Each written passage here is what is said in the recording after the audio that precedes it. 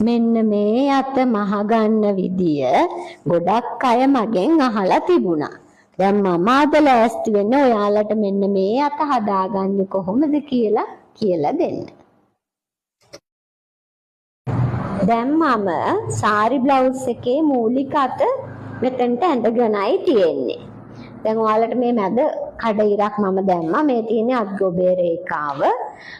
දැන් මේ ඩිසයින් එක කරනකොට දැන් ඔයාලට පේනවනේ මෙන්න මේ හරිය ඇඟේ ගානටනේ තියෙන්නේ. මෙන්න මේ ටික තමයි අපි බෝරිච්චි කරලා තියෙන්නේ. කියන්නේ රැලි කරලා තියෙන්නේ.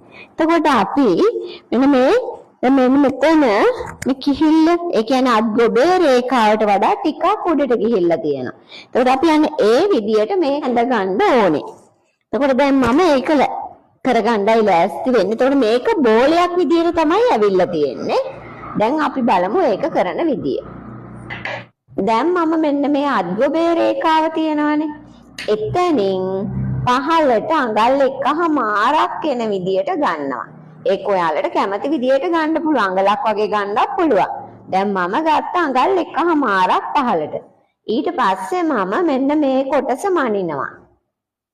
මුදුනේ සිට මේ දක්වා තියෙන උස මැනලා ඒකේ මැද මාක් කර ගන්නවා මම.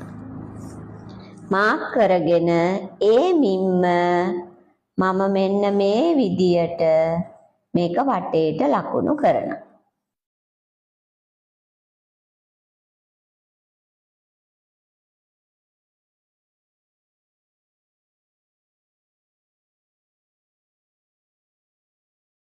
දැන් මම මෙන්න මේ කඩිරි වලින් මාක් කරපු විදියට තමයි අපිට රවුම් හැඩේ ඇඳෙන්නේ. දැන් ඒ වුණාට අපි මේක මෙහෙම රවුමටම ගන්නෙ නෑ. දැන් මේක මම මෙන්න මේ විදියට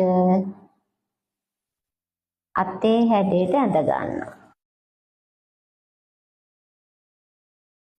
ඒතර මෙන්න මේ කොටස දැන් අපි කපලා වෙන් කර ගන්නවා මේ අතේ.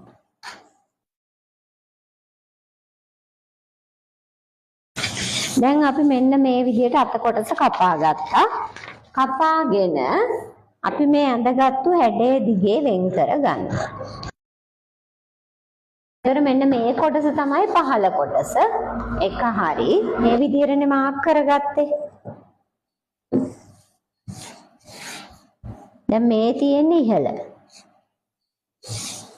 ඒතර මේ තියෙන්නේ ඉදිරිපස, මේ තියෙන්නේ පිටුපස. ෆ්‍රන්ට් එකයි බෑක් එකයි. දැන් ඔන්න ඔය විදියට මාක් කරගෙන අපි මේ අතේ මැදින් කපනවා.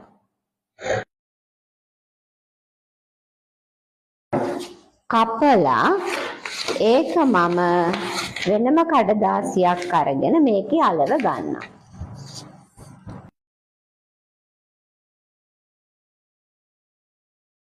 දැන් මෙන්න මේ තිබුණේ මේ අතේ අත් ගොබේ රේඛාවනේ.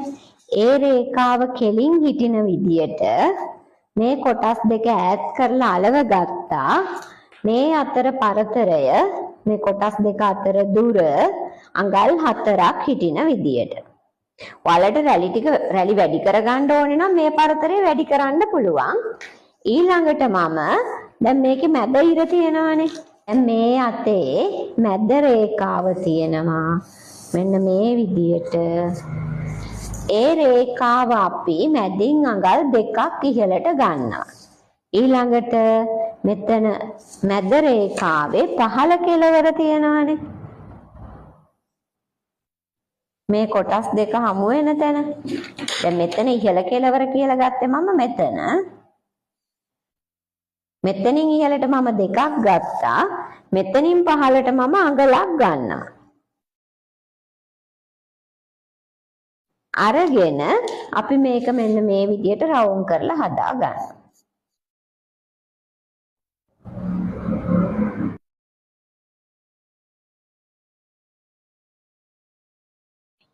ඊට පස්සේ අපි පහලත් හැඩ කර ගන්නවා. මේ විදියට තමයි මැද කොටස එන්නේ. අපි මේ කොටස කපා ගමු.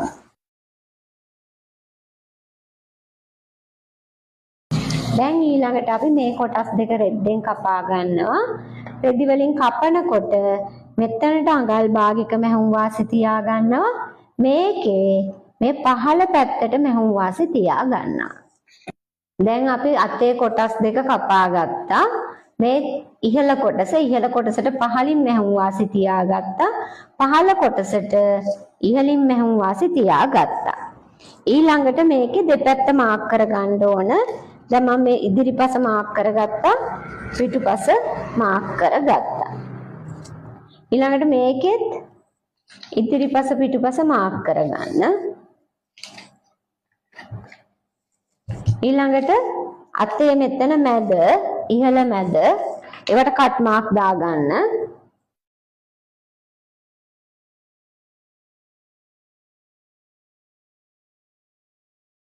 මෙතන අපි කොටස් දෙකක් කපාගෙන තියෙනවා ලයිනින් කරගන්න. මෙතන කපලා තියෙන්නේ තනිපටයි. දැන් අපි මේක මහගන්න විදිය බලමු. දැන් අපි අතේ පහළ කොටස, ඒ කියන්නේ යෝක් කොටස අරගෙන අතේ වාටිය මහගන්නවා.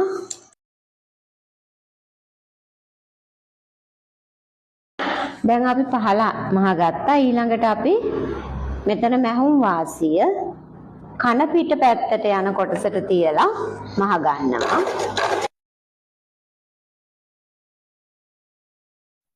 දැන් අපි අතේ පහළ වාටිය හරව ගත්ත ලයිනින් එකෙන් අතේ උඩ කොටස අරගෙන ඒකේ පහළ රැලි කරගන්නවා.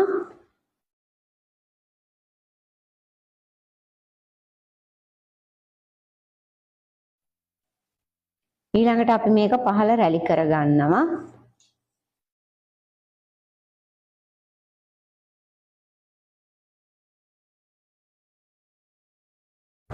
රැලි කරගෙන අපි මේක යෝක් කොටසට මහනවා. හොඳ පිටේ පටට මහන්නේ. හරියට පැත්ත බලලා මහගන්න ඉදිරිපස පිටුපස. යෝක් කොටස මැදට අතේ මැද තියලා පින් කරගන්න.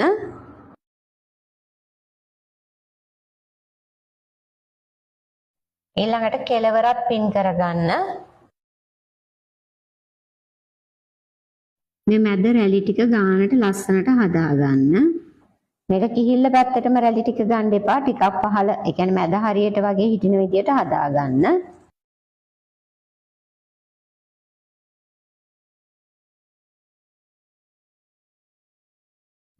දැන් ඊළඟට අපි මේ කොටස මෙතනට තියලා මහගන්නවා.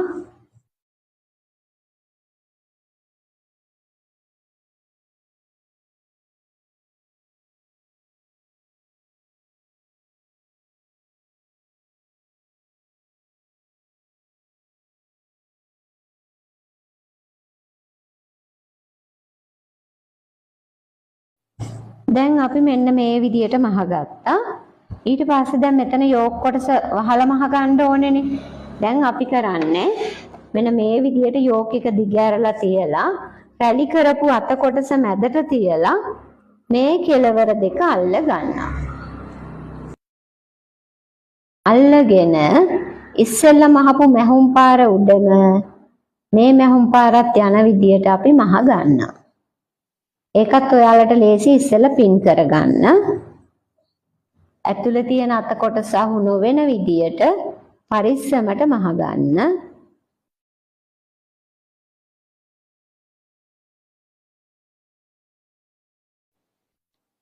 දැන් අපි ඔන්න අත මහගත්තා ඒ කොටස. ඊට පස්සේ අපි මේක දැන් ඇතුලේ තියෙන අත කොටස එළියට ඇදලා ගන්න ඕනේ. එතකොට මෙන්න මේ මැහුම් වාසිය මේ යෝක් එක තියෙන පැත්තටයි හැරෙන්නේ. දැන් මේක උඩ පැත්තට තියෙන එකක් පහළට හැරෙනකොට ලොකු වෙන්න ඕනේ.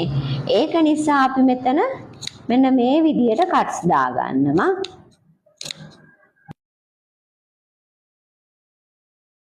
ඊළඟට අපි ඇතුලේ තියෙන අත කොටස එළියට ඇදලා ගන්නවා. ඇදලා අරගෙන මේක හොඳට අයන් කරගන්න. එතකොට ලස්සනටම මේක තියෙනවා.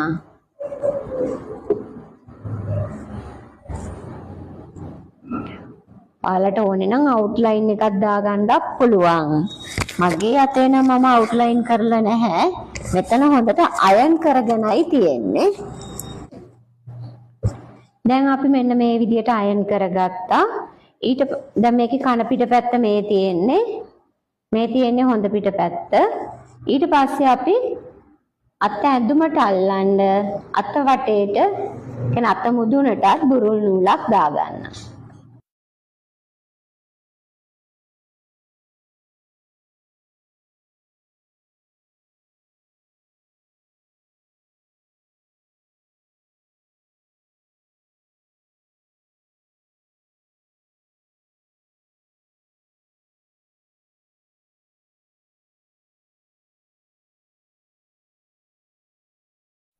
දැන් ඊළඟට අපි ඇඳුමේ අත් කටට එන සයිස් එකට මේ පැත්ත රැලි කරලා හදා ගන්නයි තියෙන්නේ.